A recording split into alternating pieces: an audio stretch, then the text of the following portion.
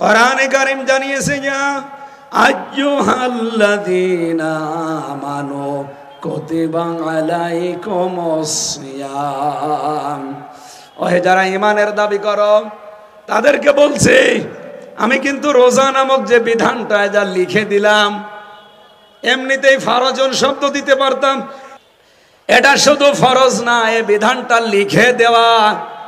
আমি যদি আজকের এই জমিনটাকে দেখিয়ে এই ফয়সাল সাহেবকে বলি যে শ্বশুর এটা আপনাকে আমি দিয়ে দিলাম যান, এর কোনো গুরুত্ব আছে?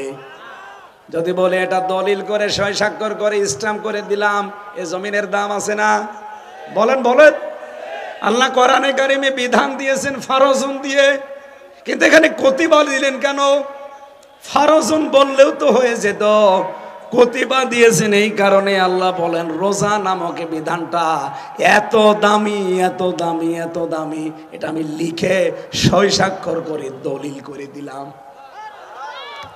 সুতরাং এটা তোমাদের উপরে আমি দেইনি, কামা কতিবা আলাল্লাযীনা মিন ক্বাবলিকুম, তোমাদের পূর্বে দুনিয়ায় যারা এসেছে প্রতিটি উম্মতের উপরে আর কিছু না থাক রোজা ছিল।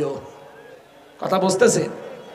দুনিয়ায় অন্য কোনো বিধান না থাক, আদম নবী থেকে শুরু করে আজকের এই দিন পর্যন্ত, এখান থেকে কিয়ামত পর্যন্ত যারা দুনিয়াতে আসবে প্রতিটি উম্মতের উপরে রোজা নামক এই বিধান কিন্তু ফরজ লিখিত ছিল।